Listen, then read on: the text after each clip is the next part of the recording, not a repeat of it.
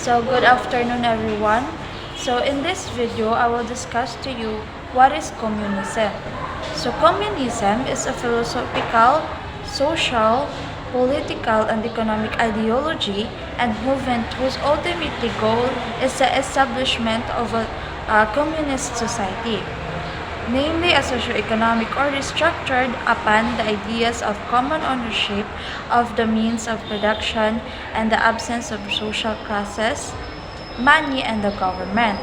So, communism is a government where people shared work fairly and paid fairly or equally.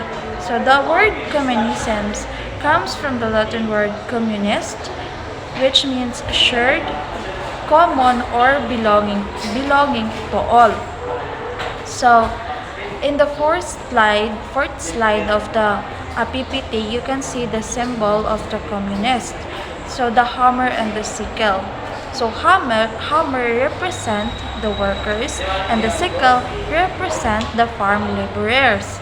So, there are key of communism. So, first, the common ownership. Communism advocates for a collective ownership of all property, including factories, land, and resources. So this aims to eliminate private property and the exploitation of workers by the bourgeois. The second one is the classes society. So it envisions a society without social classes, where everyone is equal and there are no distinction based on wealth or status. So the third one is the distribution based on need. So the distribution of goods and services is guided by the principle of from each according of his needs, ensuring that everyone's basic needs are met.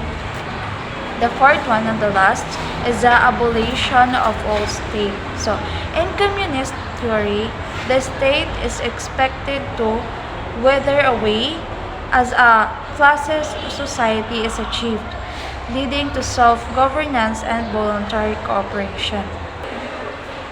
So the next slide will be discussed by Ms. Christine John Mejorada. Good day everyone, I am Christine John Mirada. I will be discuss about the historical background. Communism has roots in ancient philosophy, with early idea discussed by Plato and Aristotle. The term gained prominence during the French Revolution. Karl Marx and Friedrich Engels formalized its modern conception in the Communist Manifesto in 1848. They argued that capitalism inherently leads to class struggles and advocated for proletarian revolution to establish a communism. So the first one philosopher is Karl Marx. Was a philosopher, social theorist, and economist born on May 5, 1818 and died on March 14, 1883. He published the Communist Manifesto with Friedrich Engels in 1848. Marx believed in the labor theory of value to explain these relative differences in market prices and developed the theory of historical materialism. And the second is Friedrich Engels was a philosopher, economist, and social scientist born on November 28, 1820 and died on August 5, 1895. His collection of work with Karl Marx led to groundwork for modern communism. Engels and Marx's work includes the conditions of the working class in England, the Communist Manifesto and Das Kapital. Engels opposed organized religion and capitalism, much of which was influenced by German philosopher George Wilhelm Friedrich Hegel. And so the differences from socialism. Communism and socialism are often used interchangeable by communists adhere to Marx's revolutionary approach, advocating for a complete overthrow of capitalism.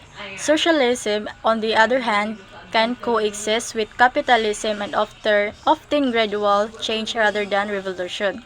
Communism remains a significant ideology, though its influence has declined since the end of the Cold War.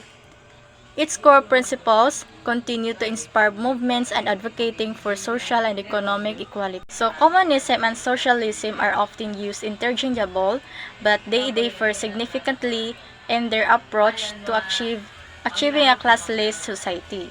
So communists adhere to Marx's revolutionary approach, advocating for a complete overthrow of capitalism. Socialism, conversely, can coexist with capitalism and often proposes gradual change rather than revolutions. Conclusion. In conclusion, communism, while rooted in ancient philosophical concepts and formalized by Marx and Engels, presents a complex and involving ideology. Its core tenets of common ownership, a classless society and distribution based on need through aspirational, have yielded mixed results in practice.